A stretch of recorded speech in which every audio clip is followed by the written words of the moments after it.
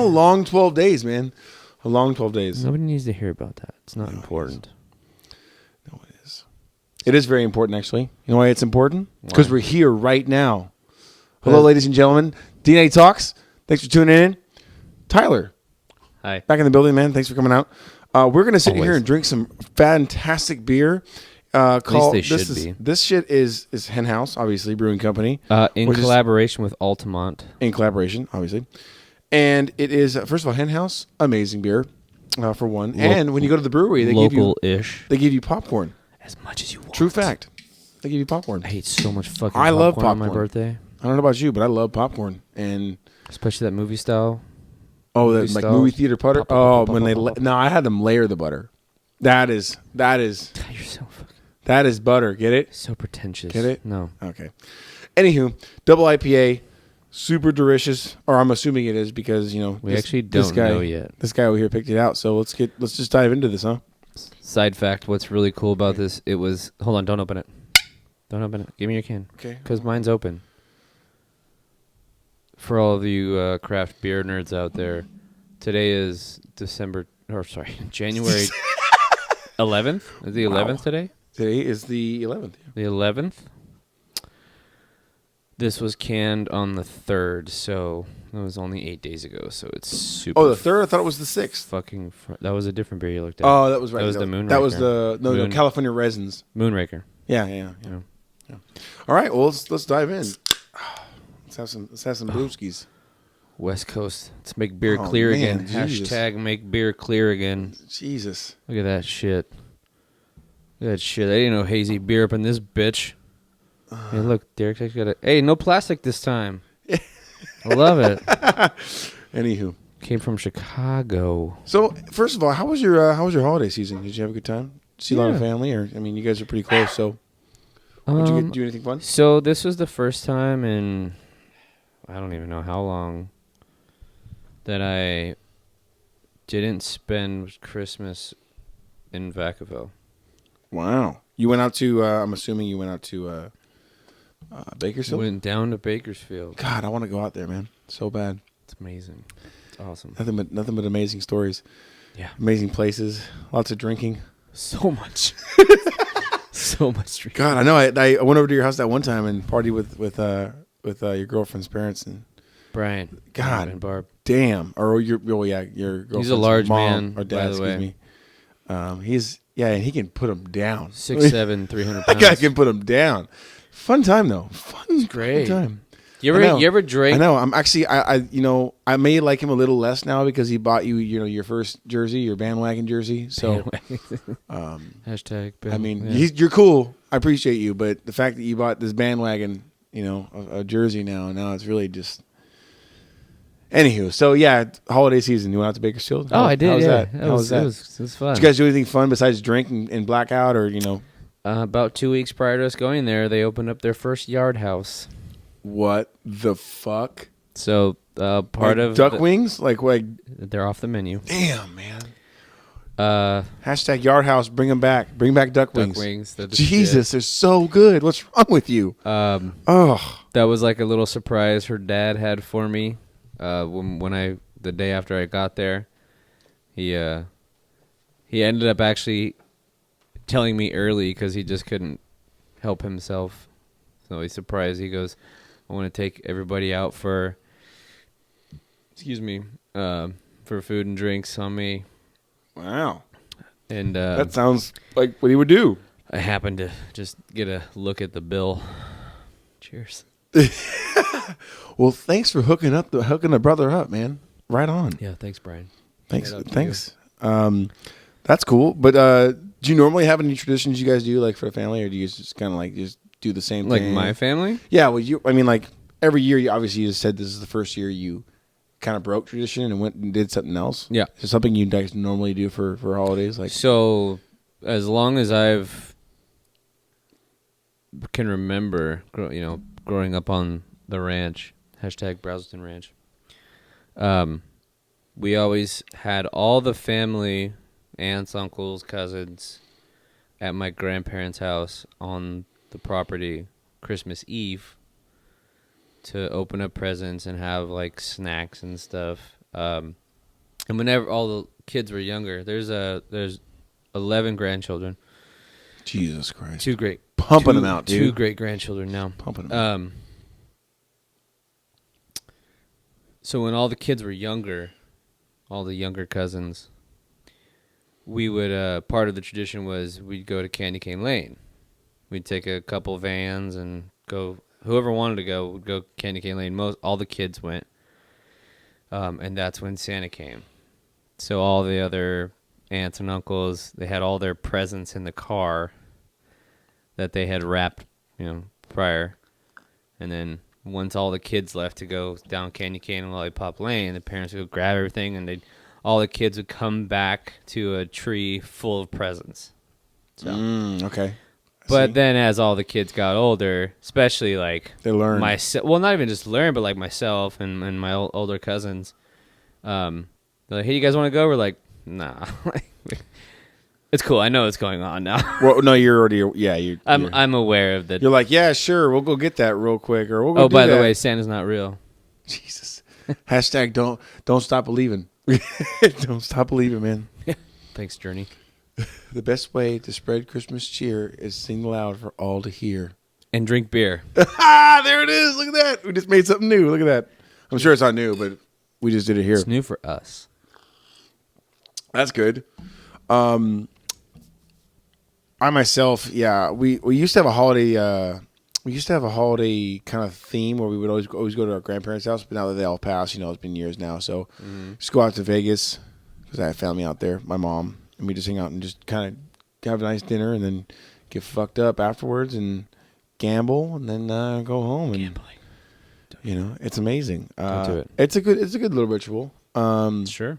We used to do a ritual where we would get in my mom's Tahoe and drive over to this little park. What the park would do is, they'd have this I don't know how to explain this, but it was kind of like this. You pull in and it's just like this, basically like this long drive. What it was like a big parking lot around the park.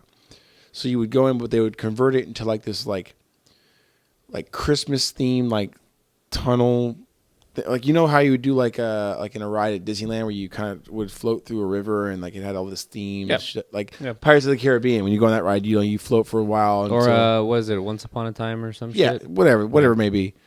And we would go through there and we would kind of go through this little tour thing, and they'd hand out cider and hot chocolate, and you turn your radio to a certain station, and then you could hear Christmas theme music, and they had big things.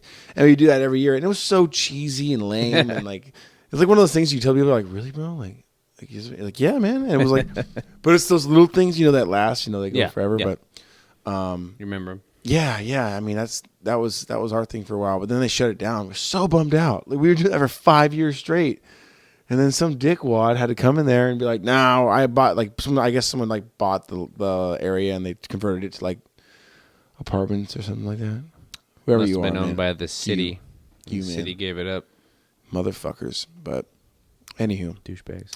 they're douchebags. So let's talk a little bit about this beer, man. What are we drinking over here, man? You're my beer guru, so you got to break it down for me a little bit. Do my best. So Hen House is in Petaluma, California. Damn, from that's us, good. it's across the street from Lagunitas. Yeah, we're in Vacaville. It's about an hour drive or so.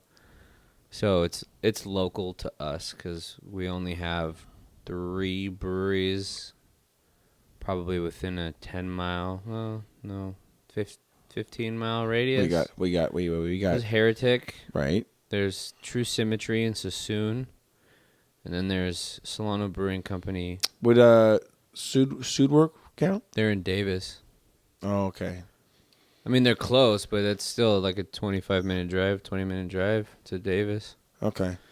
But Solano Brewing is actually just... Hold on, where are we? That way. Use your internal compass. Yeah. It's slowly breaking down. Yeah. No, it comes of age. Solano Brewing is right off of... what is that? Not Meridian Road. Mm-hmm. Yep. Familiar with that? Yeah, and then Heretic is 15 minutes from here, and then True Symmetry's in Sassoon, so 20 minutes. Those are the only like local breweries we have here. There's none in Vacaville yet. Well, I guess Solana Brewing is, but they're pretty much local. But the collab they did, Altamont, they're in Livermore, California, so they're the Bay Area. They're not local. Probably like a 45-minute drive from here. One of the things that Hen House really prides themselves on is their freshness, because that's the thing. I mean, beer only has a certain shelf life. Yeah, I mean, unless it's like Bud Light or some shit that like even that has a shelf life.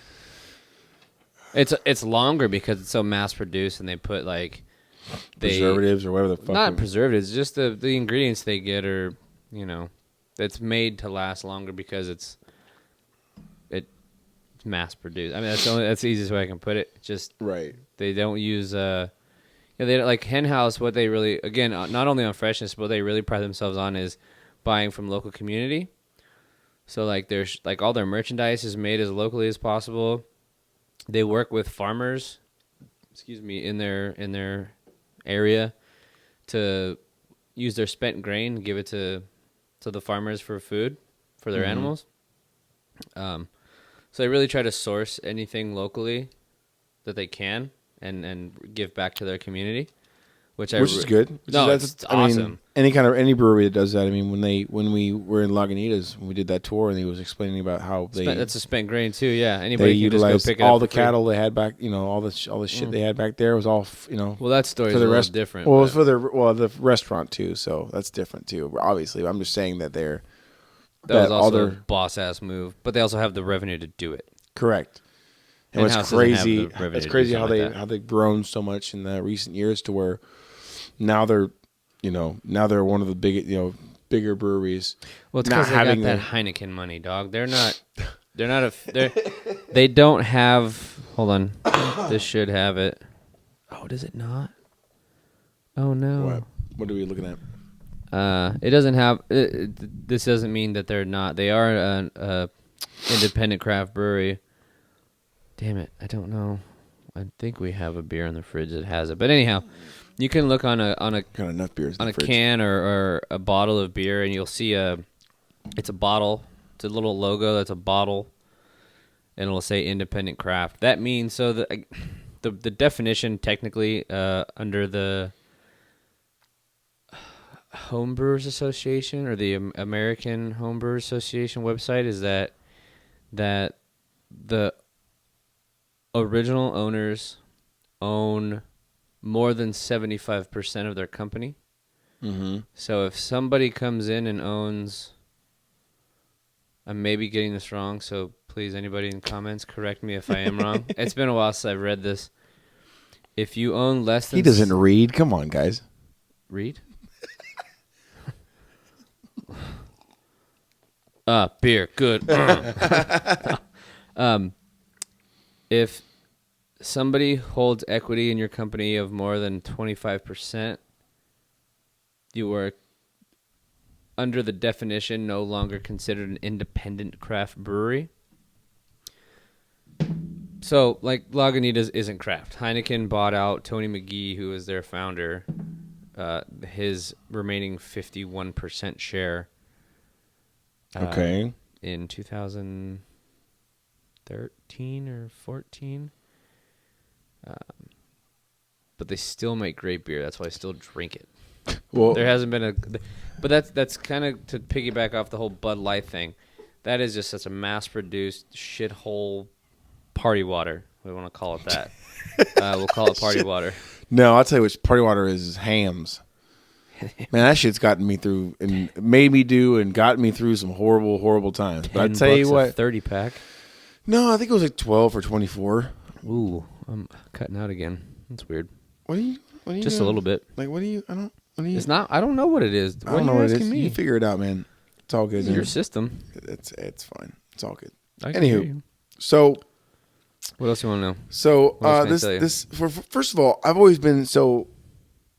Earlier, like obviously before we talked about how there's obviously like difference between double IPAs, whatnot, and I would consider myself to be like, for the most part, a beer connoisseur. Now, more so than in the last 3 years, because I know I've asked you before about how, I've my palate has kind of changed with beer. Sure, always does. And when I first started out, we went to Paso Robles, out to Firestone Walker, and badass brewery. Loved that whole experience. And I tried a sour for the first time, and I fucking hated it. It was the most awful thing ever. And now, after drinking a lot of craft beers and going out and trying new stuff, I've come to realize that I kind of like a sour. I like the sour beers, because it's kind of it's intriguing. It's got something about it. It's just like I like it, It's fucking science, dude. It's crazy. It's weird how you kind of adapt to it and kind of like, oh, this is actually something I really like, and then other flavors kind of seem to be like just. It's substance. It's substance. It's not even something you're drinking because you like. You're just drinking it because you're like, all right, I'm drinking this because it's here. Fucked up. Yeah, it's here. So I think that's kind of funny. But sours are still my. I'm still not quite there on sours. I've had some that are good. Oh, there's been. But there's also some that are really, really sour. That seedless. Gross. That seedless that you brought. Shit was fucking fire. Seedless. What was that?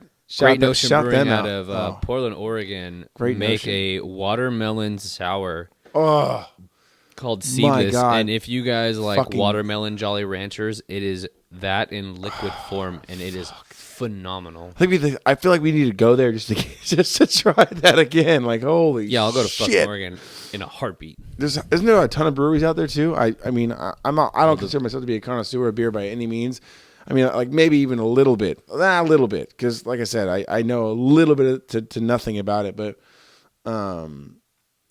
yeah, dude, I would fucking go there. I would fly all the way out to go to a brewery. Yeah, well, the Pacific Northwest in general is known for its craft brew scene, but they also are known for their production of hops. A lot of hops come from the Pacific Northwest, mostly Oregon and Washington. Oh, didn't know that. Yeah, a lot of hops. One of the largest hop farms in the country, if not the largest, is called Yakima Chief Farms. Big producer of hops. Well, okay, so so you say Bud Light trash beer, right? I shouldn't say that, but it's just a mass-produced lager. That's right. all it is. Okay, so what would you consider Budweiser to be? Same thing. It's just Budweiser's good, right? It's good. It's just a mass-produced beer. That's all it is. I mean, Cowboy drinks it, so I don't know, So. I mean, he's sponsored though. That's different though. He literally is sponsored by them. He probably has like a pallet just like sitting around all the time. Yeah. Like he's probably so sick of it. He's like, nah. He's like, I fucking have it all the time. Fuck this shit. That's all he drinks. I'm sure he does, and then he trains afterwards. Yeah. I don't know, some shit like that. But, anyways, speaking of that, he's fighting next weekend. Big fight. Holy shit! A week shit. from today, actually. Holy shit, man! He's gonna be fighting fucking Conor McGregor. Mac is back At 170 welterweight. I'm super pumped about it for one because it's Donald Cerrone and he totally deserves that shit. I don't care what nobody says. The payday. He does. That's totally what I mean. I mean, I'm not sitting here saying that that should have been the right fight. Honestly, the right fight should have been either Gaethje or for Conor. Yeah. No, Gaethje said he's gonna wait. Gaethje said he's gonna wait. No. When did that happen? Listen. This is what Gaethje said. So. He's obviously been following the whole history of trying to book Khabib and Tony Ferguson. This is the 5th time this fight has been booked.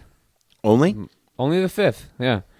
The past 4 times this fell through. And so what Gaethje said is that he's gonna train, make sure his weight's on point, because he's almost expecting. And also it wasn't just Tony that got injured. Khabib got injured too when they tried. Well, because he didn't have a nutritionist and he was not. No, he just got injured. Yeah. It wasn't like a matter of the weight. It's just like one guy got injured. He just got past serious 4 times. It's not about getting serious. Just one, like I said, one guy just got the other guy got injured. So Gaethje has been obviously noticed that, and he says, "Well, I'm gonna keep my weight down. I'm gonna keep training like I'm gonna train for a title fight," because he's almost expecting somebody to drop off from that fight. So I'll be ready to step in right when you need me. That's tight. Gaethje's a fucking gangster. Yeah, that's one thing I'll say about that. I really the Gaethje Cerrone fight, man. He just Don't remind me. unfortunately, yeah, like I said, unfortunately, that was our last podcast we did.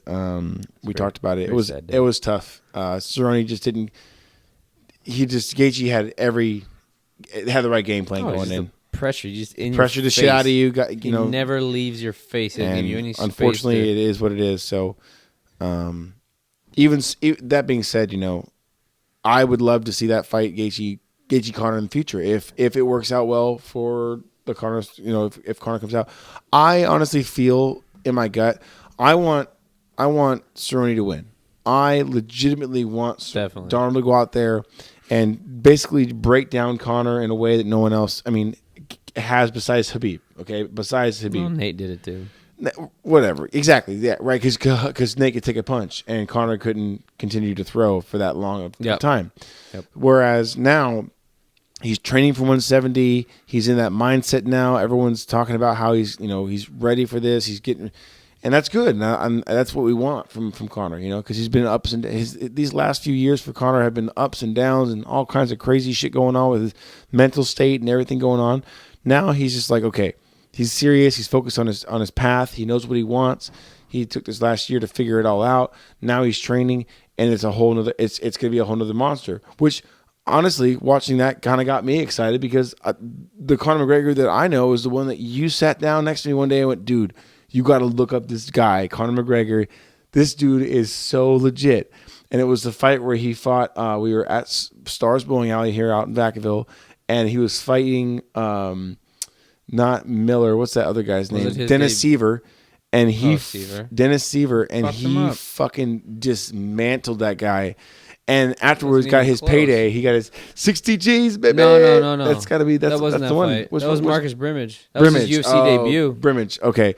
That was his UFC he went out there with Dennis Seaver, and he just fucking destroyed him. Might have been his second or third fight. And it was like, holy shit. And you're like, dude, this guy is the shit. And I don't know which I know I was with you when we watched it, when he was like, we're not here to take part, we're here to take over. Yeah, that might have been the Poirier fight. And he just took the scene and just owned it, and that's and seeing him in his interviews and seeing him talk about it now, there was a point where I talked mad shit about the guy because I was just like, this guy has just got so much talent. What the fuck's wrong with him? I was almost kind of, he's just arrogant as fuck, but then at the same time, I was still kind of like intrigued. I still want to watch his fights, no matter how much shit he talks. Everybody does. I want to see his fights because everybody wants to see him fight. First of all, he's got a death touch with his left hand. He is awkward. He's unorthodox movement. He literally has this movement with his body and how calm and collected he is, to where you're like, am I about to be like, he lulls you into a state of, I don't know what the fuck's going on, and just catches you off guard. Keeps distance very well. Yeah. Has great footwork. Has that boxing pedigree behind him too as well. And he does, like I said, he's not great, obviously not great at jiu-jitsu as you can tell. But hey, Kira, say hi to the fans. This is my dog Kira, guys. Kira. Say hi. Say hi.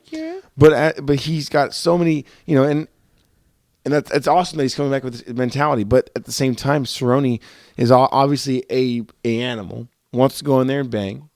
Has been the winningest fighter in UFC history. Most finishes. Oh, God. Hold on. Most finishes by any fighter in the UFC. This guy is just. Yep, most finishes. Jesus. Most wins in the UFC. Most how do you bonuses. What's your opinion on this fight? Obviously, you're kind of like you're kind of opinion. I mean, well, Donald's your boy. I don't want to sound biased. That's my thing. It's not that I don't want to make a prediction. Kind of are your fuck because it's like it's your boy. That's he's just my favorite fighter. It's really hard for me to not make an unbiased. Obviously, I want him to win. But the truth is that he's 36. Conor's 31. I believe Cerrone's 6'1". Conor's 5'9", but Conor still has a longer reach. If I'm not mistaken, he does. Maybe it might only be by an inch. Yeah, but he knows how to use. But Conor knows how to use that distance. He's great at judging distance. And making sure his range is where he wants it. And historically, Cerrone just doesn't do good with southpaws. Never. He's never had that. Well, because that liver shot has always been open. Like, it's just that he's got that body. Here's the Anytime thing. you go to the body, man, he's It's fucked. the southpaw. You don't have to worry about the liver shot as much because that's not their lead hand, so that's not going to be the hook. Right. Okay, yeah, but I just anytime when it comes to Cerrone, anytime you're, I don't know. What he does have to worry about is Connor's teep. His front kick to the body, like a Muay Thai teep. Oh, yeah, that's nasty. Because he's really good at that. He That's really right. digs his toes in. He gets you. And again, historically, Cerrone has not done well against the body, to the body. Sorry, getting hit. And again, this is if we're being honest, this is a man towards the end of his career. It is, but he's got. But he's still, in my opinion, to put things into perspective though, of how active Donald Cerrone has been. He's 36. Ooh, I could hear that one. That was one? good. Yeah. So I believe the UFC absorbed the WEC in 2013. That's who Cerrone fought for prior to the UFC, and I think he had like 6 fights in the WEC, including 2 title fights against Benson Henderson. So at first, when the UFC purchased the WEC, or Zuffa, the parent company at the time that owned the UFC, they didn't just take all their fighters in and put them in the UFC. They let the WC just kind of do its own thing, but they were owned by by Zuffa. And then eventually, they said, okay, we'll get them in. We'll absorb all the fighters into the UFC, which was really good because it brought in not only all the fighters, 2 other weight classes. Mm-hmm. Featherweight 145 and bantamweight 135. Both monster divisions too. Which shout out to Uriah Faber for making the lighter weight classes. Yay! California kid. But he named his daughter Kelly. That's funny. Side fact. So here's a fun fact. It's a fun fact. You made out with your sister. Shut up. So it was really cool. Sorry to put things kind of going on a tangent. So that was 2013. I want to say that they finally absorbed all the fighters in the UFC. So then all those fighters eventually made their UFC debut, having already been a part of the WEC. Mm-hmm.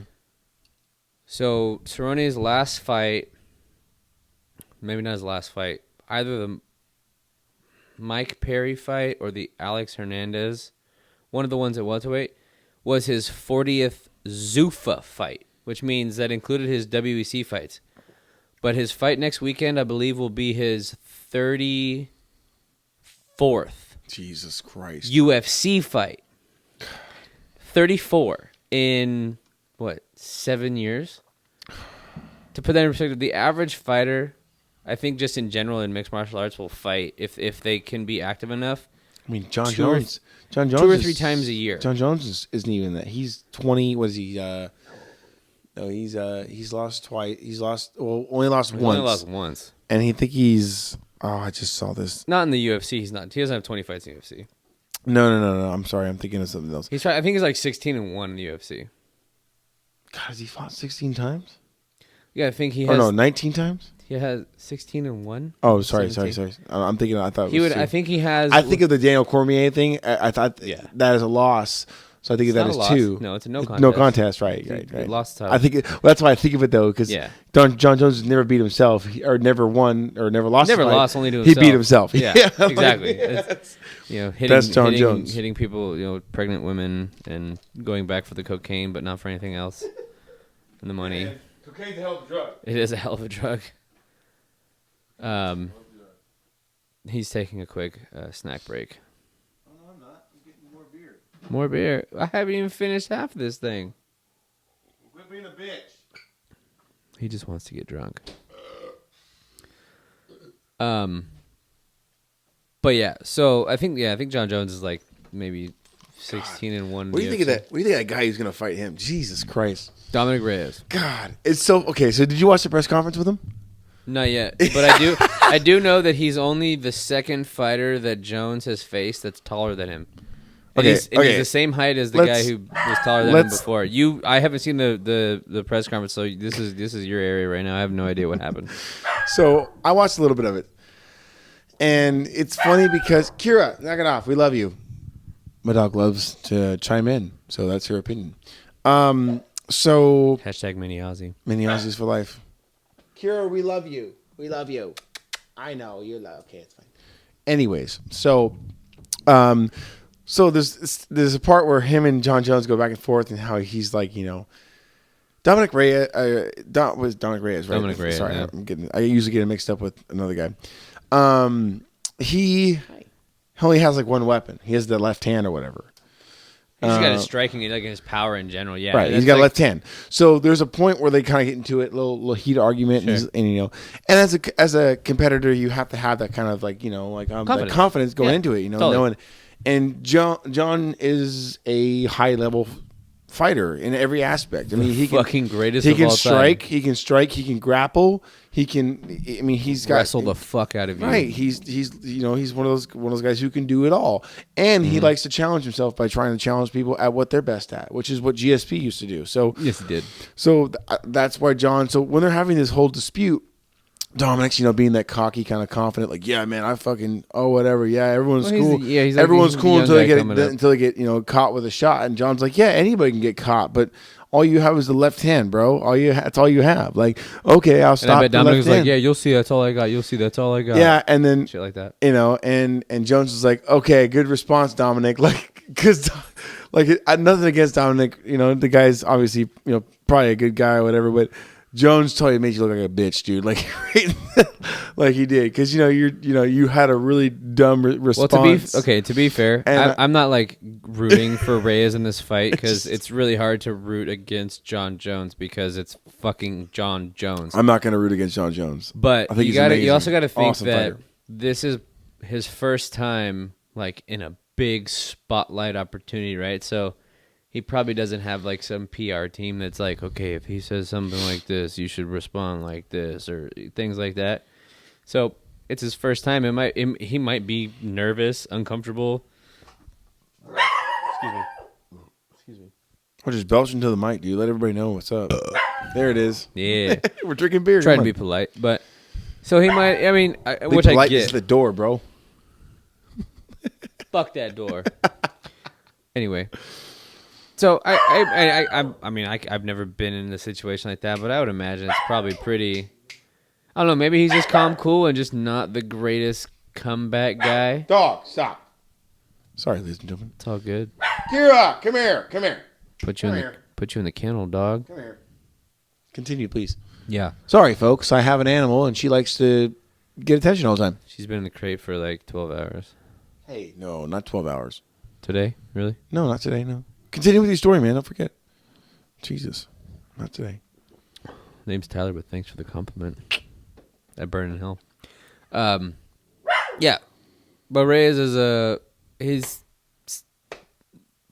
from what we've seen from his UFC fights, he tends to kind of be a one-trick pony with the striking. More like, yes, a left hand, but more in general.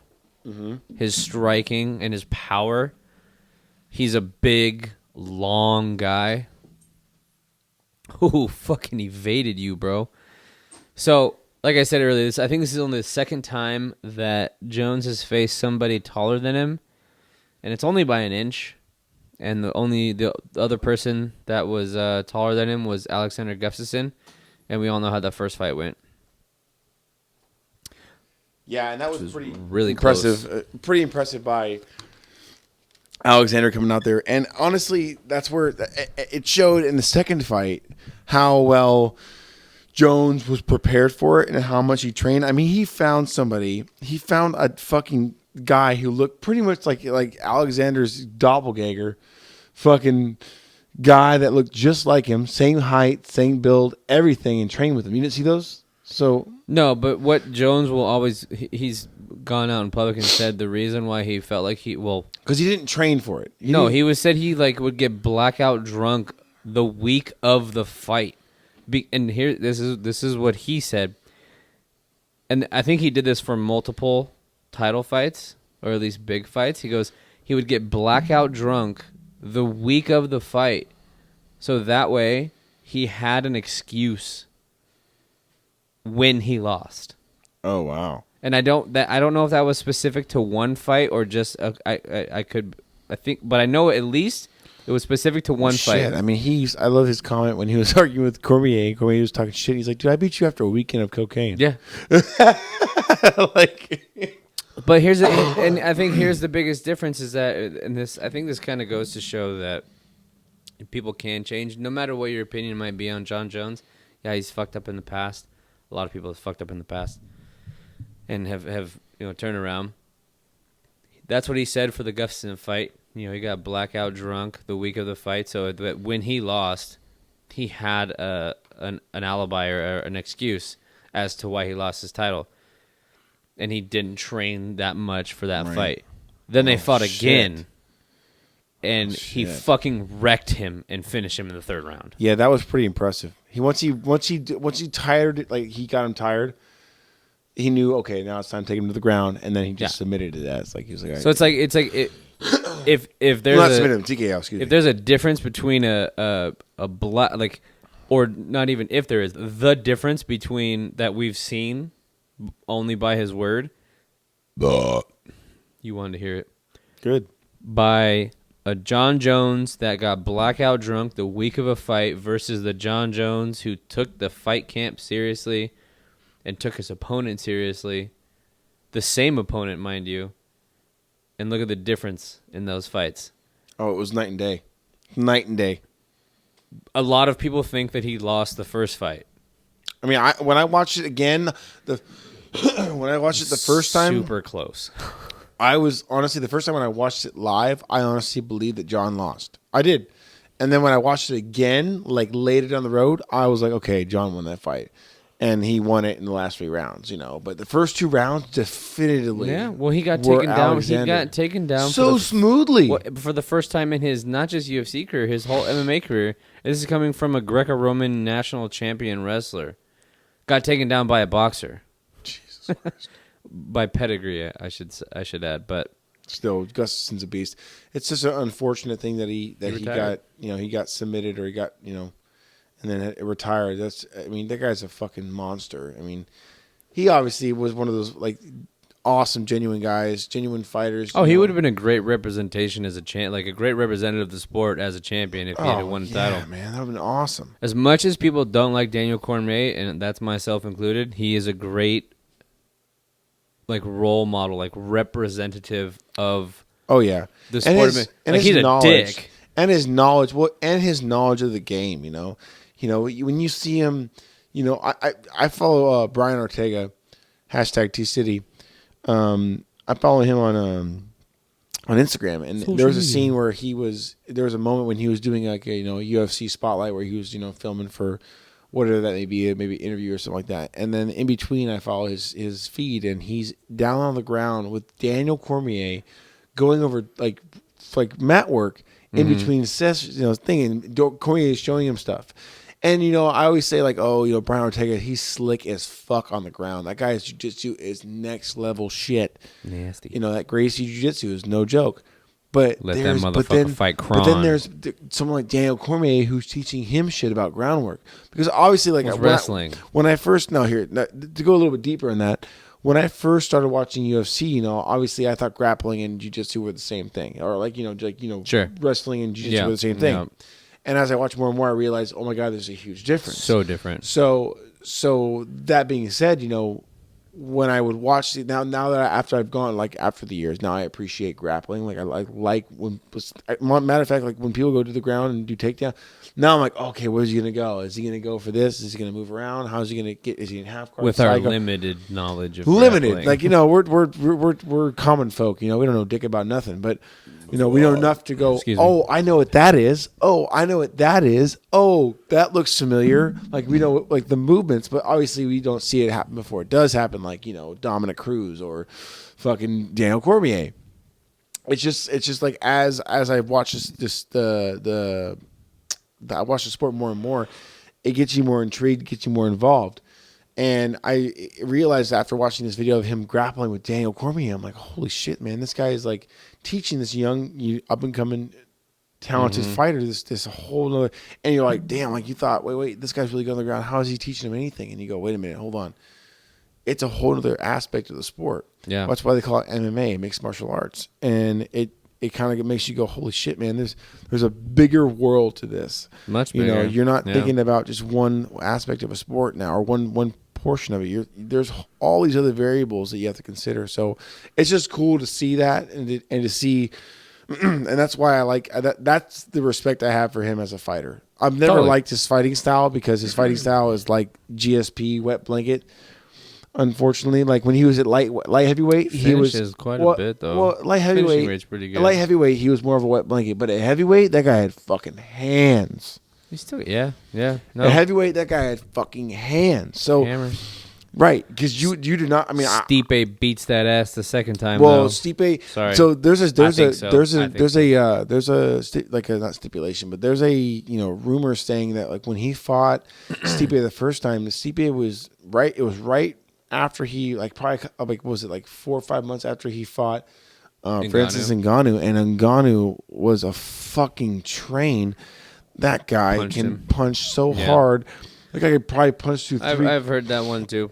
And he got rattled. And I honestly, it is a theory, but it's totally plausible. Sure. I mean, there have been multiple times when NFL athletes have gotten cold claw, got hit hard or whatever, and the shit affected them fucking 4 weeks later or whatever that may be. And I totally can see how getting hit by a goddamn train. They used to make jokes about how Brock Lesnar had lunchbox hands. Shane Carwin's hands were bigger, and his hands were bigger. But like, Francis, it's like the saying goes, would you rather get punched by Brock or Francis? I'm like, Brock all day. I don't know. I would not want to get punched by Francis after the overeem hit. But there was that stipulation saying like he got rattled. He was, you get hit like that. Like people think still won the fight. By the way, still won the fight. People think you're right. People think that you could just bounce back from that, but really you have like a lot of side effects after the fact. That's why they say concussions are so dangerous because your brain rattles around and it does damage, but then it continues. It has to heal. So you have swelling. You have all this. So like even your thought processes are fucked up. Like you think you're okay, but then this is like it's like simple shit like you put a glass down over there and then you come back and it's over and you think it's over there, but you're like, wait, I didn't put it there. Right. Hold on, I didn't.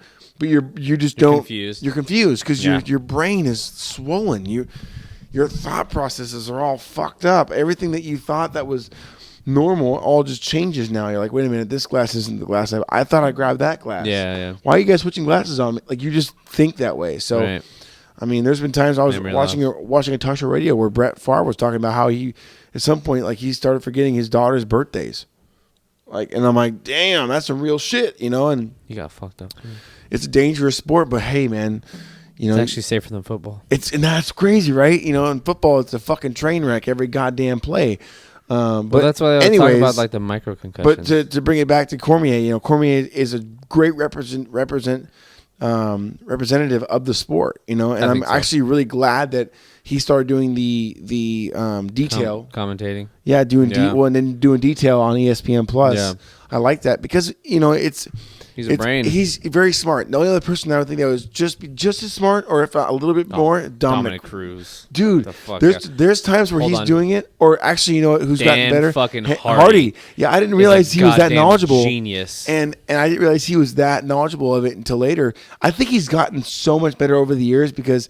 But I, honestly, Dan Hardy, if you could come back, to fighting a return. Oh my God, Dan! This year. Dan, you better come back, man. He's got cleared. I'm so excited. Cleared. If Dan's coming back, dude, I'm watching that. I want to see that fucking that Taekwondo left hook just whack. Boom. Even though it was the one that he got knocked out with from Carlos Condit, but that was legit. He's a badass. I think it's beer 2 now, right? Beer 2. Are you ready? Are you ready? Yeah. Okay. Yeah. But anyways, yeah, dude, I'm stoked. I would love to see Dan Hardy fight now. Now with his, I feel like he's honed in on his. Well, that's what he. Skills. So even if he comes back, fights, and then he loses, his brain is still just. It's his IQ of the sport is crazy. He's got a really good fight IQ. Better rinse out these glasses, son.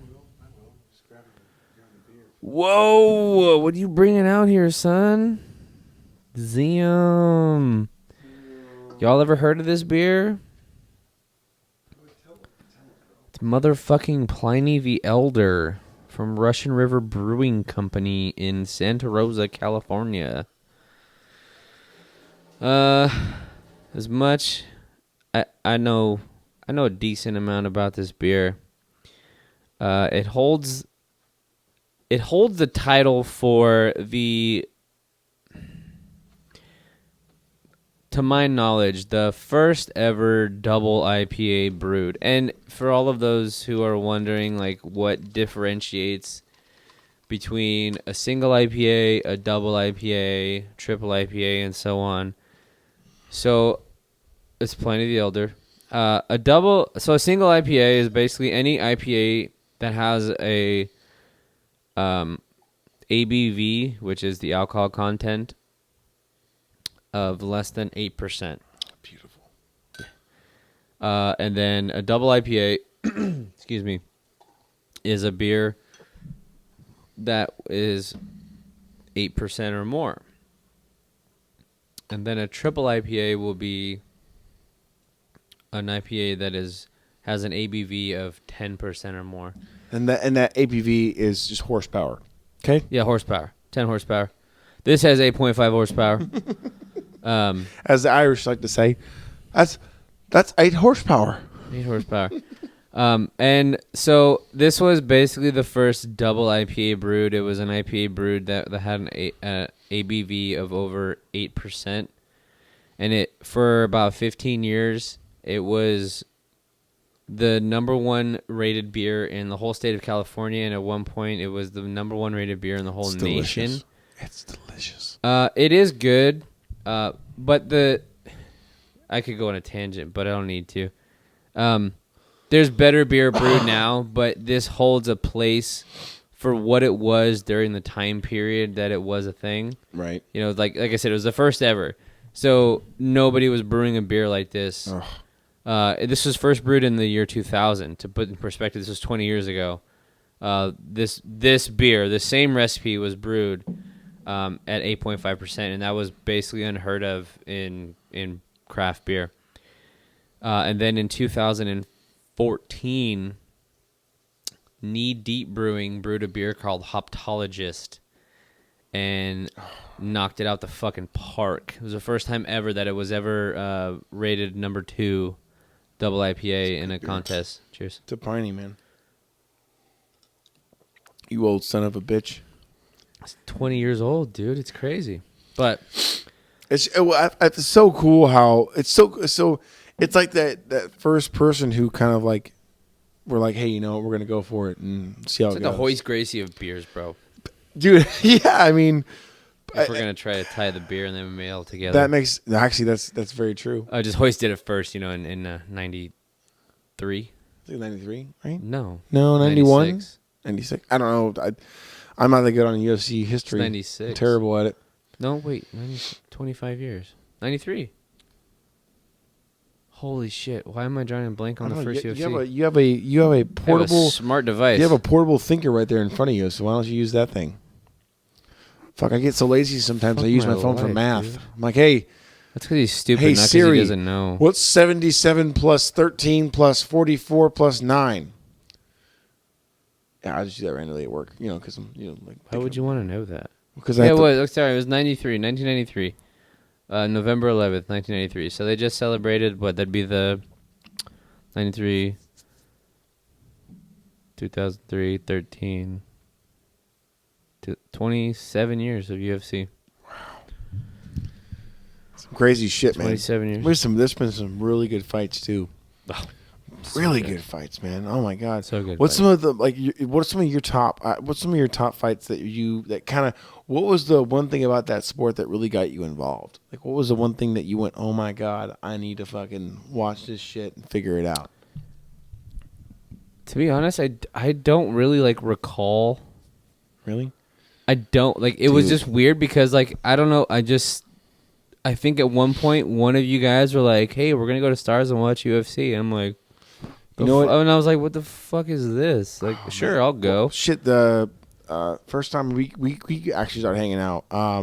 Back in 2011, 2011. I just moved in with my girlfriend at the time, and it was Jones fighting Mauricio Shogun Hua.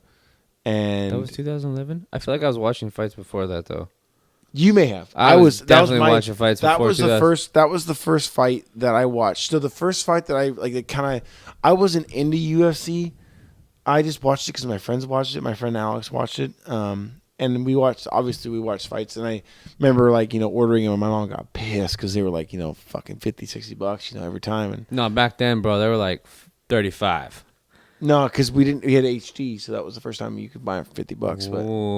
But we had that Samsung 42-inch LED TV, that one that everyone was talking about was 10 years ago. Yeah, right. No kidding. Anyways, and we watched these fights, and that was the fight. I remember there was the Anderson Silva Chael Sonnen fight that I watched. That was kind of like the legit, first one or second? First one, the really good one. Yeah. The one. Funny story. I was hanging out with my friend of mine. Allison and her other friend, I can't remember her name off the top of my head. What was her name? I don't care. Who gives a shit? I was hanging out with her. We were outside. We were hanging out, and I was talking to them. We had a good old time. And the fight started. I remember going outside, and it was co-main. And I'm like, okay, I'm hanging out with the girls and stuff. My buddy Alex texts me on my flip phone, because it's back then. And he's like, dude, the fight's on. You got to see this shit. And I was like, hold on, I'm hanging out with these chicks. She's like, fuck that, dude. You just missed a fucking crazy first round. And I go, what do you mean? And we're talking. And I'm like, okay, I got to go. I got to go. And I, obviously left the girls and went inside and found out that Chael Sonnen fucking right-handed him in the jaw, took him down, and just fucking wrestled the shit out of him. GMP, bro. That was the first experience I had with UFC. The fight that really kind of got me into UFC was when Johnny Bones Jones fought Mauricio Shogun Hua, and I had Shogun Hua, and you were like, bro, Bones all day. And because I remember watching Jones fight Matt Hamill or Mark Hamill. Matt Hamill. Oh, sorry, excuse me. That is his only loss in UFC or in MMA history. And I remember seeing that fight, and I was like, holy shit, this kid's fucking gangster, because he just was doing so much weird shit and just being totally unorthodox. And just it was good. It was cool because it kept you intrigued. You're like, what's he gonna do next? Like, shit, I'm watching this and I don't know what he can do. I can't imagine fighting him. And even then they were saying even then the ref asked Hamill if he was okay, and he was deaf, so the kid can't fucking hear him. Yeah. So the ref fucking stopped the fight. You dumb. That was Steve Mazzagatti, by the way. That guy's a fucking garbage ref. Good job, buddy. Way to fuck that up. That's the only official loss on John's. But overall, the first fight that really got me into it was the Shogun Bones fight. That was the one that got me. That was the one that was a great fight. Dude, if I even tried to rack my brain on what would be the fight that got me into it, I don't think I could tell you because I don't remember, and I've seen so many fights. I've watched so, and I'm not trying to sound. I mean, another big one would probably be the Weidman Silva fight. That fight was that was history though. That was what the fuck just happened? This guy has 10 title defenses. The bar we were at Stars, and literally Wyman caught him, went down, and the whole fucking place started chanting. Just everybody hopped out of their seats, and everybody started chanting USA. It was fucking like you were there, dude. It was crazy. Yeah. But that's the kind of. But that was the end. We kind of call it the end of an era. That's what I think. That's the impact now that this sport is taking on the world now. People are starting to realize. Bro, they have a deal with ESPN. That has got to be the culmination of. The Fox was the leading up to it. That was the part where people were like, "Oh God, they have a 7-year deal with Fox." Yeah, that was everyone thought that was impossible. Like, oh no, there's no way. Oh, I remember that first fight on Fox 2. We were in Steve's garage, right, for the JDS. Kane fight. Dope. Yeah, no, it was definitely and then Kane got fucking just 64 seconds. Jesus, overhand Christ. Right from hell. That was when JD. Oh my God, dude, he's fighting. JDS was fucking monstrous. He's fighting soon. I know, but that was when nobody gets. Dude, that guy had he still has power in his hands. That's crazy. But he's just. But that was got when no he chin though. That was when he had that weird, crazy speed where you're like, okay, when's it coming? And then, and it was like, oh, lights out. Slick. You know, he's slick, right? I'm a big fan of that guy. And I personally, I love when Stipe went out there and just decimated him because Stipe went out there with his boxing pedigree, and Stipe was Golden Gloves, so that guy's right. Got some shit hands. Proved it in that second fight against Cormier. Those body shots, though, against Cormier. 14. Holy 14 shit. Let me tell you guys. Those body shots, if you go back and watch that shit, they were so crisp. But to be fair, it was a major adjustment in that fight because I believe leading into that fourth round. Cormier was winning. Cormier was winning that fight. Yeah. I think it was probably, going into the fourth round, it was probably 2 rounds to 1. Oh, yeah. And then he made that adjustment. He, like, out of nowhere, you just see one body shot. And you're like, oh, that was a clean body shot. And then you see it again. And you're like, that was a really good body shot. Mm-hmm. Bam, another one. Oh God! And it was all left hooks. But it's like, all left hooks. They always say like it's so funny how like we'll always. I have one of those friends. I actually was hanging out earlier tonight. He was supposed to be here today, but he didn't show up. He'll like watch sporting events and be like, you should have ran the extra yard. You got that gap you could have filled, or you could have thrown that punch. And I'm but just never like, played the sport himself. And I'm like, you never played shut the fuck up, dude. Like you don't know anything about anything until you're in the mix. You know, you don't. Right. That's why, like even myself, you know, I'll catch myself sometimes be like, you know, be too involved, you know, with what's going on. To go, okay, stop, bring it back. Retract that. Think about what you're saying, and then go. Okay, you don't know dick about nothing. Shut the fuck up. You know. Yeah. And I'll have to do that. I don't know shit about MMA, and that's fine. And that's why I'll do that. But then there's other people who are just like, oh no, he could have done this and this and this, and I'm like, okay. And that's where like we've sat here before and talked about how like would it be to actually have like a fighter we watched or whatever be in the room with us watching fights with us, right? Like having like, you know, a Demetrius Johnson or shut the fuck up. Or have like a Dominic Cruz or even having Cerrone, you know? I'm sure he's super knowledgeable about shit. So he also doesn't watch fights, but like there'd be hilarious points where we'd be sitting there watching it and fucking somebody like that would be like, no more jabs, and he'd be like, dude, shut up. Like just shut up. You and don't watch know the what fight. you're talking about. Like shut up, and watch the fight. Like I was watching Ultimate Fighter, you know, Tough series, and awesome series, and these guys all watch the fight together, and none of them talk throughout the entire fight. They watch it like they're fans. They watch it like they're fans. They don't watch it like they're fighters. They watch it like they're fans, and that should put things in perspective for most people. Guys, people who fight for a living don't do that. You know why? Because they do it for a living, or they're fighters. They don't need it. Like you don't need to fucking, you know, unless you're being paid like Joe Rogan is, or Dominic Cruz is, or Daniel Cormier. Well, yeah, as analysis. Or Jimmy G. Sorry, Jimmy Smith. I don't know where Jimmy G. Is that the? Yeah, that's Jimmy. That's I don't know. Why that? Bang Bang Niner Gang. See, I'm still unfamiliar with Jimmy. The Jimmy John. What's not Jimmy John? Garoppolo. Smith? Come on, Jimmy Smith from. I'm not. No, I didn't. He fought. He was a fighter. I didn't watch WEC, so I didn't know. No, he was a fighter in. He might have been in W. I don't remember. He was just Strike Force though. Oh, Strike Force. He fought in Strike Force. Maybe I'm not familiar with him. I think he fought in Bellator too. Sorry, Jimmy. I could be wrong. I think you're awesome though. I really enjoy you in the UFC, man. You're fucking badass. Well, he knows the fuck. He's a fighter. He knows the fuck. And that's about. See, that was the whole push. You know, I've recently been on like a Joe Rogan tear. I do it every morning on the way to work. I have a 30-minute period where I can just like sit there and listen to someone talk. Yeah. And I'm on that tear now where I totally understand. Like, we need to fucking fix the judging shit. So hold true, on, man. Hold on. So true. Pump the brakes. So I watched. I listened to the whole rant, and there are parts I agree with, but I will suggest listening to something else about that. Do you know who Luke Thomas is? Yeah. So he's another like blogger type podcaster or whatever. He's a journalist, MMA journalist, right? Mm-hmm. Who has vast knowledge in MMA and everything. And he brought up a video because he heard on the podcast with Max Holloway. It wasn't Fight Companion. It was the other. He's got like 3 of the shows that he has separate. Mm-hmm. where him and Max were talking about the judging situation, and Luke Thomas brought up some good points as far as like, you don't have to you don't have to know what's going on to be a good judge for it. Like, you can be trained to see things.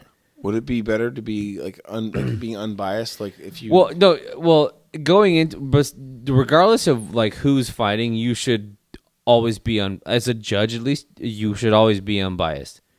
Not saying that corruption can't happen or biases can't get in the way, but like hashtag New York City. That's the doctor. Fuck that guy. Shouldn't have stopped that fight. Hashtag New York City. Not that fight was going well for Diaz, but New York Athletic Commission can go fuck themselves. Yeah.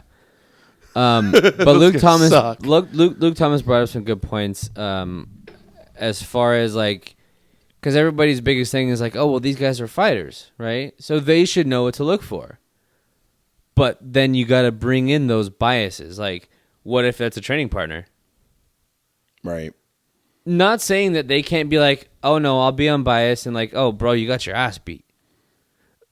Like, sorry.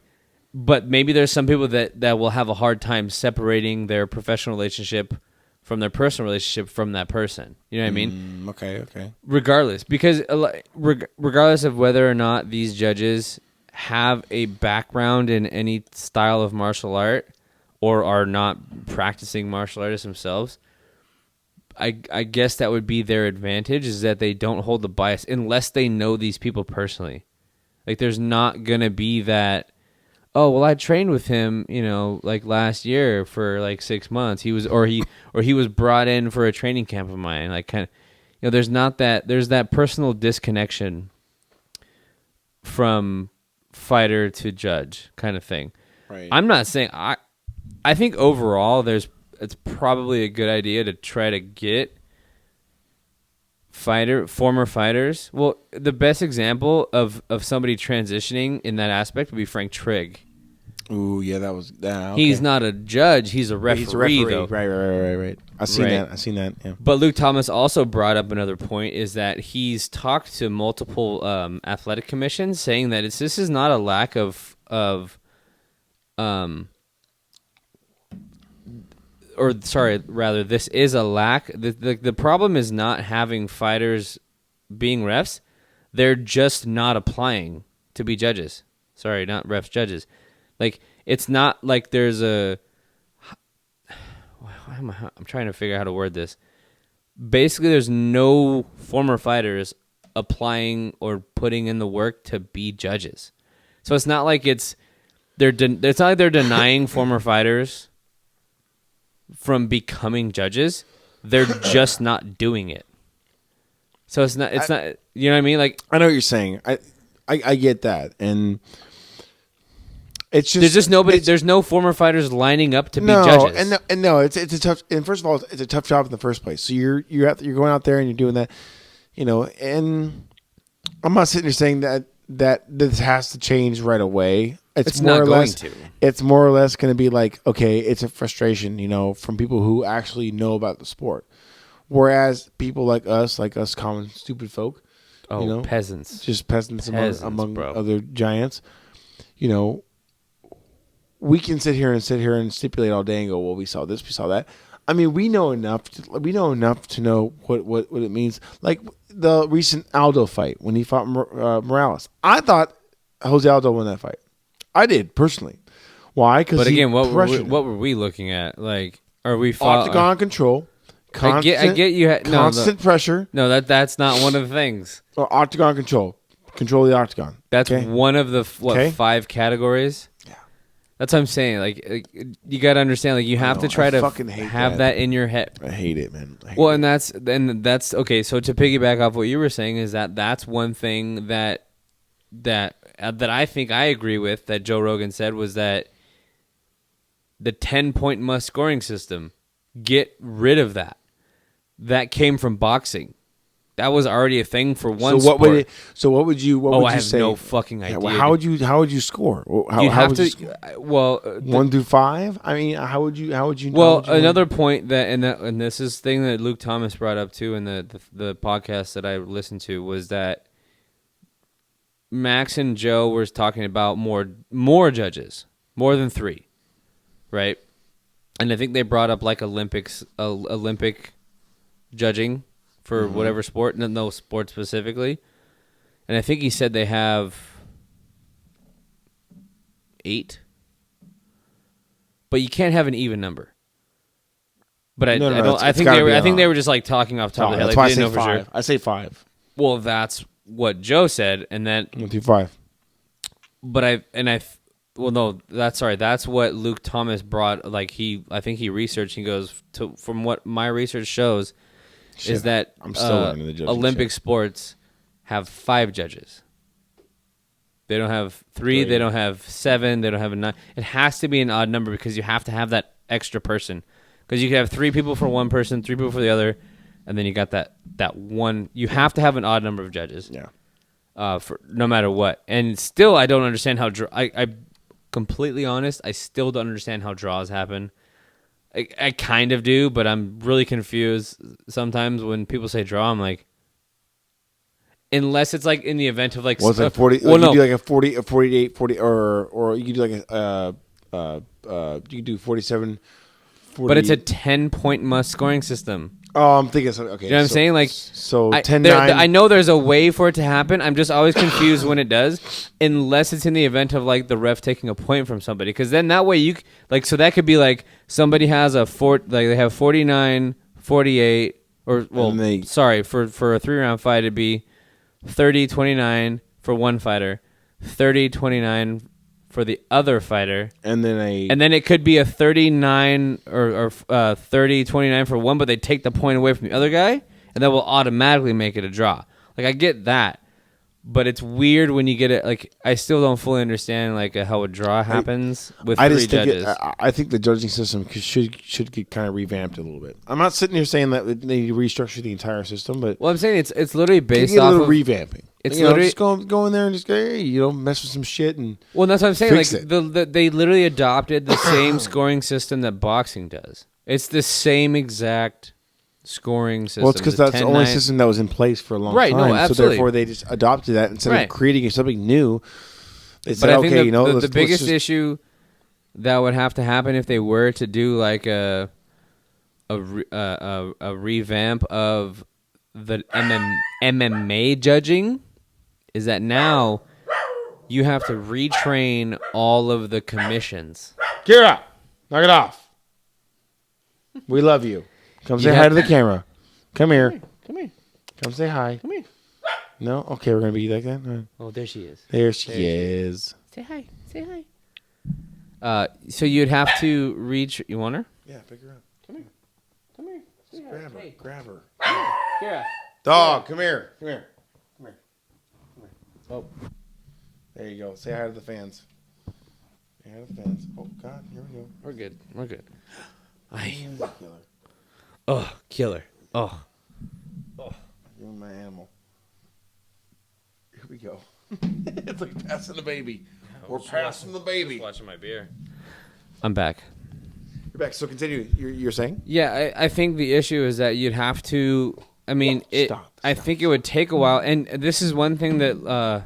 Sorry to go back to what Luke Thomas said, as far as like bringing in a whole new judging system or rule changes or changes to the judging system, and he noted how like the NFL or the MLB or the NBA does it, and what they do is they come up with these new set of rules, or like they change one thing, and what they do is they use it on their like minor leagues, right? So they like if it was the MLB, they use it on their AAA teams. They say, let's see how it works here, and see if it'll work for the big leagues. If it's got true functionality, right? So the UFC doesn't have they kind they do. Well, no, yeah, they do. Well, they have the what is it? LFA. No, they have the fucking. They have You Bellator. can't. No, you can't. No, Bellator that's not. No, is that's a no. You fucking can't because they work under the same rules. Bellator. It's not like a. It's not like a. It's like the fucking cheap seats at a concert. No, it's not. Dude. Are you kidding? There's fucking killers in Bellator. There are, but it's a completely different. Dude, I watched Bellator with Bro, you. there's some dudes in Bellator that will fuck up UFC fighters. Okay, then have them go to UFC. No, you know why? Why not? They get paid way more money with sponsorship. Okay, so, but that's it. I'm just saying that. I mean, come on, man. There's been the fights that I watched in Bellator. It was like nothing was. We watched Michael Venom Page fight this guy, and the guy almost Paul Daly almost beat him by grappling him because Michael Venom Page has no grappling ability. He has like do you think four submissions in his career. I'm just saying, but like, the MVP could come over and fuck up the world. Maybe he could. Maybe he could. Could he fuck up John Diego Jones? Lima. Could he? Okay, Diego. That guy. Okay, is hold the fuck up. That guy You cannot say right now, but MVP will fight John Jones. They're 2 weight classes apart. So 2. Volkanovski used to be 240 pounds, bitch. Yeah, he was a rugby player. Okay, so but he Still 5'6". MVP will never fight 205. Why can't he? He's fight a natural 170-pound fighter. Okay. Why would you gain 35 pounds to get your ass beat? Okay, so Adesanya, he's a 185. No, he can make welterweight. By the way, you know what his title fight? He weighed 183. He weighed in underweight. Jones would fucking ragdoll him. And he's trying to sit there. That that Adesanya tried to come out and say that he walks around like 202. No, he does not. He came out. He tried to lie. Well, yeah, now he's at a big now fucking he's lie. now he's at the point now where he's trying to lie and say that I fucking walk. Go ahead, around. lie yourself to a title shot that you're going to lose. Like you're not gonna. Unfortunately, I don't think he's at that level yet. I think that he could be at that level very shortly. And he would. Okay, so no, hold on. I just listened. I think he's at the caliber fighter level to where he can fight. He could, but. Is he John Jones level? I mean, John Jones has his own level. John Jones is that good. He has shown us that this guy, he can do it all for the most part. Yes, I mean, absolutely. he got into a kicking match with a guy who was a fucking Muay Thai kicker and took every shot and was like, "Yeah, that dude fucked up my leg," but I stood toe to toe with him and Shogun. No, with this recent guy, the last guy he fought, the Santos. Oh yeah, Thiago Santos. No, here's the thing. This is also what I was listening to actually today. On one of I think it was getting all excited and shit. the recent Fight Companion that was just recorded 2 days ago. Fight Companion is great, by the way. It's amazing. Sober October is even better. Sober October was fun. But what was really this is coming from Adesanya was that so he's really young. He's like 27. No, he's not that young. Is he? Hold No, on. he's got to be 20. He's got to be 28. I think he's 28. I don't know. Anyhow, he looks younger than that, honestly, because Whitaker's only 29. Whitaker's young. Whitaker's way young. Is he? Yeah. No. Oh, sorry. Whitaker's he's like 28. God damn, they don't look. Sorry, Adesanya is 30 years old. So here's the thing: what they were saying on the podcast was that his kind of like his Adesanya is who I'm talking about. His plan was to let him. It sounds weird, but get a little older before he moves up to 205 because he's he's thin. Right? Well, he's lean. He's a very lean, very lanky. He's like 6'3", though, right? Mm-hmm.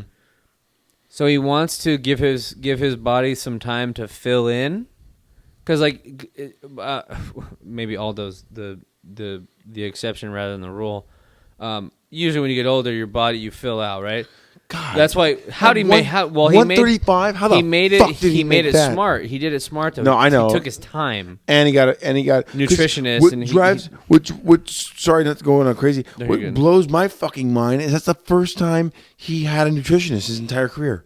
Yeah. Well, he also killed himself doing 155. Used to literally go. His trainers were like he would eat whatever the fuck he wanted to eat. He did whatever he wanted to do, and then fight week he'd cut fucking 20 pounds to make weight. And I'm like, what the fuck? Like, this And guy. was still a terror. Was a fucking nightmare. And, it probably had a lot to do with the fact that he was a young He kid was young. who was Yeah. already athletic as fuck. He he was a soccer player before and he went probably to walked MMA. around with like a minimum of between 11 to 8% body fat at all times. So when he wanted to cut weight, he's like, all right, I can just drain myself and then Lose some boom, muscle and good to go. good. I don't give a fuck. And the Aldo we saw in that fight was like the Aldo of old, and I fucking good. loved it. It was cool, and I'm like, dude, Aldo, that's your gaffer. But anyways, go ahead. I'm sorry. No, you're good. But that's what seems to be the plan for Adesanya as far as when he has like a timeline on when he wants to move up. Not that he needs to. Like that's the thing. He doesn't need. He's not one of the guys who's like, okay, I'm tired of cutting weight. I need to go up, right? For his last fight against Whitaker, he weighed in at 183. Jesus. Sorry, no, sorry, I Squeeze in there. lied. He weighed in at 185. This is the weird part. This is the way weird part. Weigh-in day, weighed in at 185. Title fight was all good. The next day, after rehydration, 183. Wow. He weighed less the next day. What was I saying? Stay at 185. Yeah, you Stay should at not. 185, dog. Because like all you're gonna do is put on. I mean, fuck, dude. John Jones walks around at 220, man. No, like 230. Oh God, Jesus. But like that's. They were just. I was Okay. just listening to the thing. He was like, So Jones said he's walking around right now 230 with a 6-pack. 230 with a 6-pack. that's how you know he's just straight. Oh, he's G. lifting. He don't give a fuck. He's gonna Straight up cut that G. weight and whoop that ass. That's crazy, man. I got pissed. Crazy. Intermission. That's crazy. No, but that's. But if it came down to okay, I'll keep the fans entertained here. Do you want to be entertained? Are you not entertained? It is good. But see, I don't know, man. Adesanya, John Jones, man, that would be a fucking. It would be if Adesanya figured out a way to put on that mask in the right way, it'd be a good fight. But at the same time, it wouldn't because John Jones is way more talented. Like I just think he has way more weapons. He's way more versatile. He knows more shit about everything, and he just has a better understanding of the fight game. I'm not saying Adesanya isn't talented or if not as talented as John. He's just not there yet in his career. What's even more scary is that John Jones has been through all this shit legally and all this other stuff that, there's a lot against him. There's a lot of things that are holding him back, but he's still able to get past the adversity of the things he's experienced, and now he's still being successful in what he does. So that in itself is fucking amazing. I mean, fuck, his whole family, they're all monsters too. Chandler and Arthur, man, those guys are fucking straight up fucking killers, dude, on the field, man. Holy shit. But, I mean, fuck. I know this whole UFC thing with Connor Cowboy is a big deal, but there's a lot of other fights in the card that intrigue me too as well. Holly Holm versus Raquel Pennington, like, I can't wait to see Holly Holm go out there and bang out that. That's going to be easy, in my opinion. Holly Holm's a fight from straight up G. And Raquel Pennington, she's just, I don't know. I don't think that she's that high level. I mean, she's good. She's dangerous, and she's got, shit under her belt. But I don't know. Holly Holm's just straight up fucking world champion. Fucking, nah, dude. I don't think it's going to work out the way it is. But, man. A lot of cool things happening this year. A lot of cool things. Tony Ferguson, Habib, that's going to be a good one. I mean, hands down. If it plays out the right way. With Conor over here trying to fight Cerrone and then going, hey, if shit goes wrong, I'll just cut weight and fight Habib. But that only works though if he wins. So there's all these other stipulations. So wait, hold on. So he says, I want to fight Habib.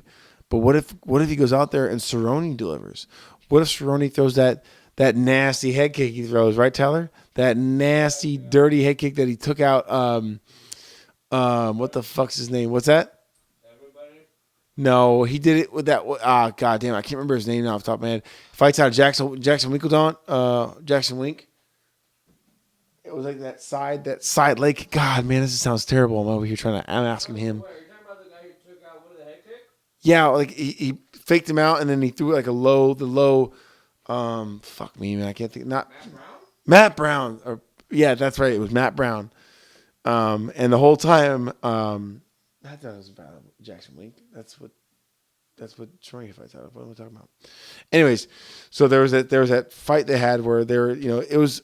I remember watching it because it popped up on my feed saying like one of the nastiest head kicks, and it was cool because the feed video was without Joe Rogan or was it back? It was back when Bruce Buffer was still in the mix.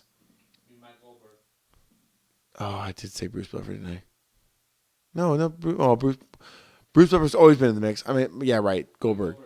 You want the sour now or no? No, I'm good. Thank you. What do you want? I don't know what I want. I don't know. All right. Come on, bitch. Come on, bitch.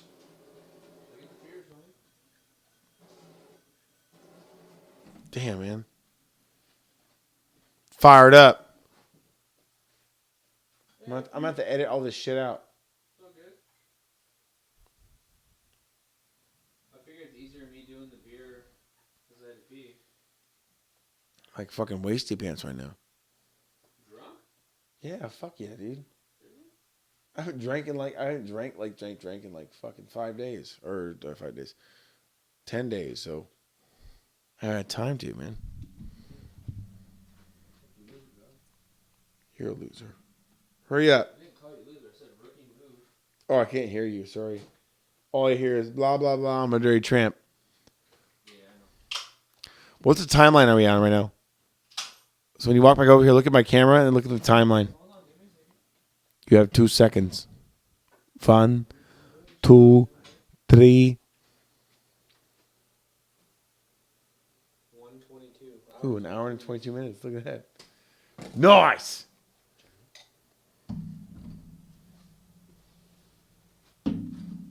Ooh, I got to pee now too. Guess I have to keep the folks entertained. No, you don't. I'm going to edit it out. Oh, no. I'm definitely going to edit out the fact that I sound stupid when you go. That you what? I sounded hella stupid. Why'd you sound stupid? Because I said that the guy that Matt Brown just fought, Donald Cerrone, that he fought out of Jackson Winkledon, and Jackson Winkledon was in Donald Cerrone's corner. You talking about the Mike Perry fight? Yeah. No, they did. Matt Brown.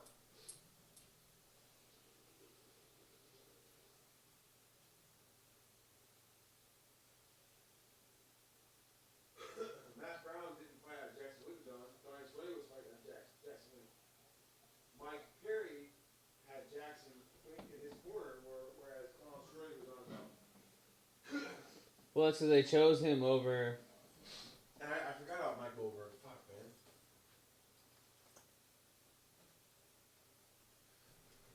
man. Matt Goldberg. So, first of all, I'd like to say this right now because I've been really thinking about this whole time. I'm really, really happy that you showed up, Paul Bunyan, to hang out with us in this session. Thank you. I really like how you took a moment of your time and day to stop shopping wood to come out here and hang out with us. Because By chop wood, he means put up beer in the grocery store. Yeah, or go out in the boot, or wherever that may be. Oh, hey, how you doing over there? Are you from Wisconsin? Are you from Wisconsin? Oh God!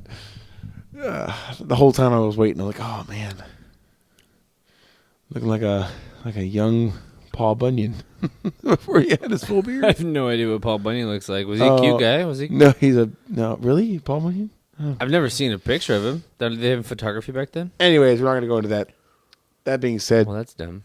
what are your picks though going into this next UFC? What are your big picks? Obviously, we talked about the Conor. Well, let me look at the Cerrone. fight card. Holly Holm is fighting Raquel Pennington. Raquel Pennington. I was just touching base on that. I think Holly Holm's gonna fucking piece her up, dude. Holly Holm's just G. You'd think, I but don't it know. depends. Raquel's pretty good, man. I don't actually know, obviously, but if I had to pick one, yeah, I'd pick Holly. The third fight, it's Moonraker, bro. It's California Resins. Dank as fuck. Actually, this one was the one that was canned on the 6th. Even fresher. Super fresh, bro. How beautiful that looks. Fuck me. It's sticky, icky, Fuck icky. me. Look at you. See, look how beautiful she looks. A little bit ahead So there. beautiful. Just a little bit ahead. In the city, you must fight to survive. Coming soon. Hello, I'm Don. For those of you who don't know what we're talking about, it's Pablo Francisco, guys. Look him up. Pablo Francisco. He's amazing. I said Pablo. Did you? Okay, I thought you said Paulo. That's fine. Pablo Francisco? I forgot the L. Pablo. I forgot the B. Not forgot the B. Paulo. It's Pablo. I'm starting to put my words together, guys. Here we go. Derek Strong, everybody. In this, Coming soon. in the city, you must fight to survive. Little tortilla boy. These are my tortillas. Get down. Get down again. The mob wanted him out. I'll call him out. So obviously the main event, McGregor versus Cerrone. My bias gets the best of me, so I'm going Cerrone. But I will say Cerrone that all day, baby. if Cowboy. the fight ends in the first round, it's more than likely going to be McGregor that gets it done in the first round. If it gets more towards like the second, third, fourth, it's pretty sure it's going to be Cerrone. He's got better cardio. He trains in fucking Albuquerque, New Mexico, which is, I don't know, top 5 highest cities in the country. He trains at elevation all the time. He literally lives there. Okay. So if it goes later rounds, it's Cerrone. If it stops in the first round, more than Next likely fight? it's going to be next Holly one? Holm, Raquel Pennington. Definitely going Holly Holm. Okay. She's more.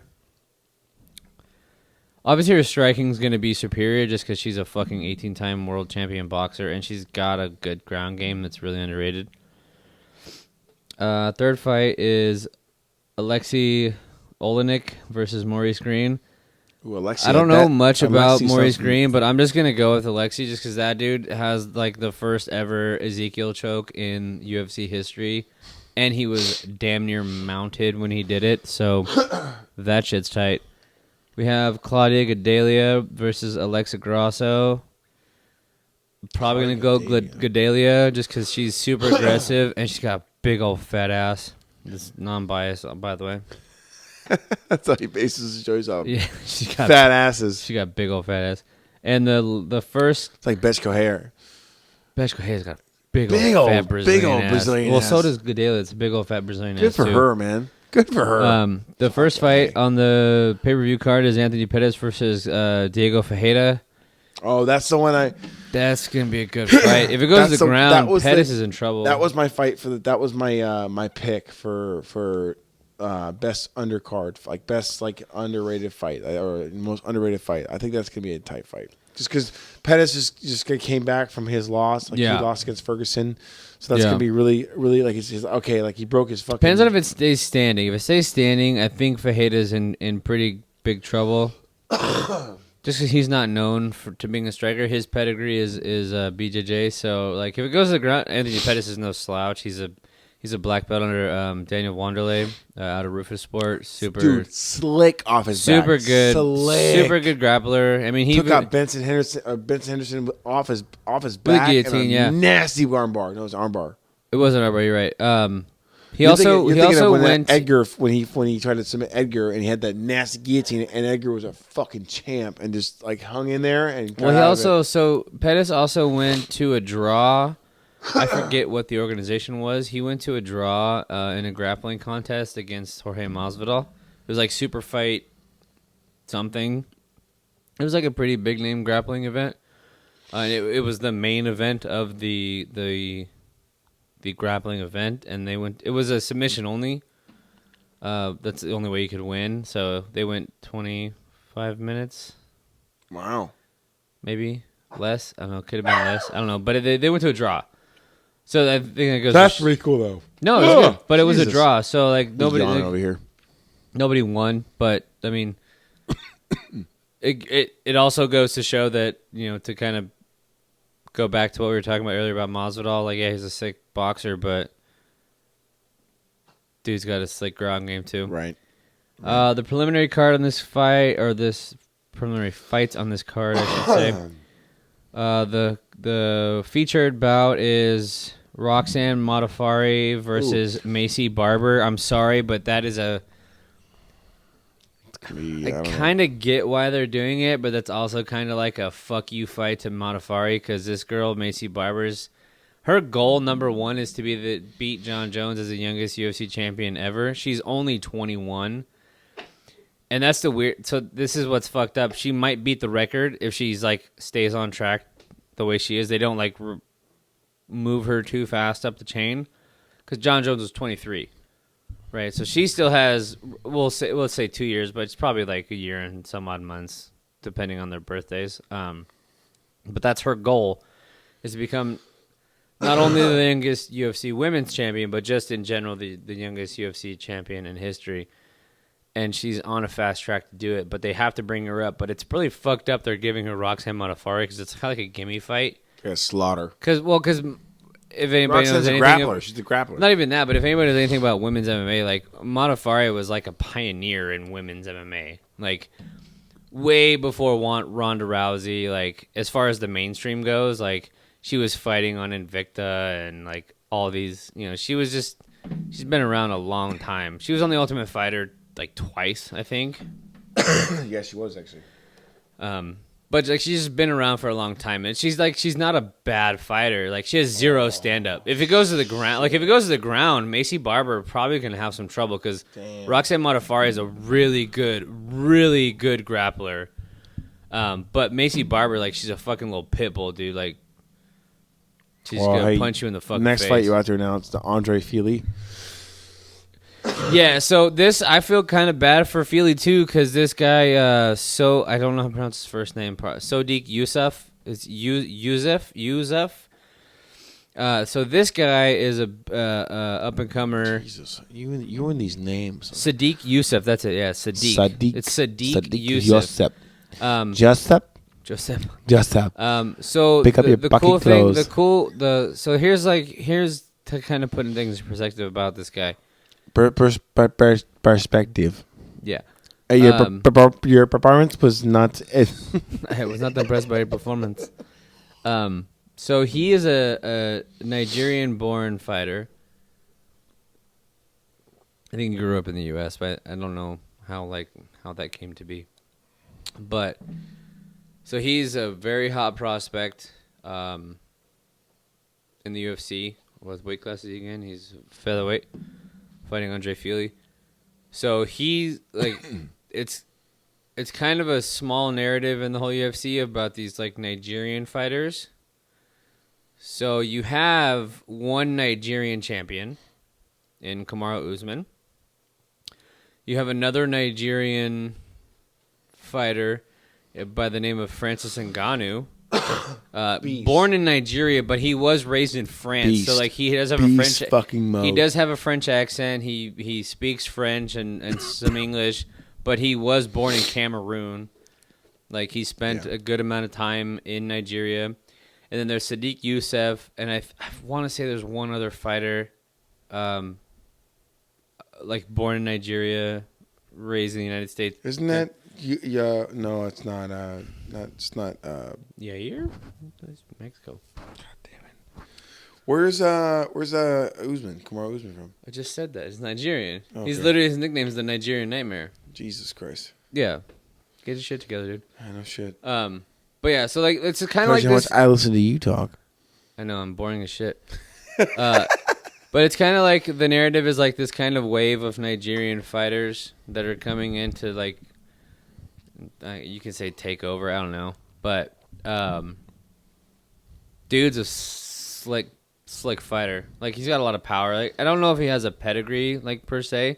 I think he's more of one of those guys who kind of has come up being trained in mixed martial arts, not like he wasn't like a wrestler that transitioned or like a kickboxer that transitioned and so forth. Like I think he just kind of like a Rory McDonald who like didn't have a background before he went into mixed martial arts. He just kind of was brought up in a mixed martial arts gym. Yeah. He's not a specialist in anything, but he's, jack of all trades, master of nothing kind of deal. But he's really good.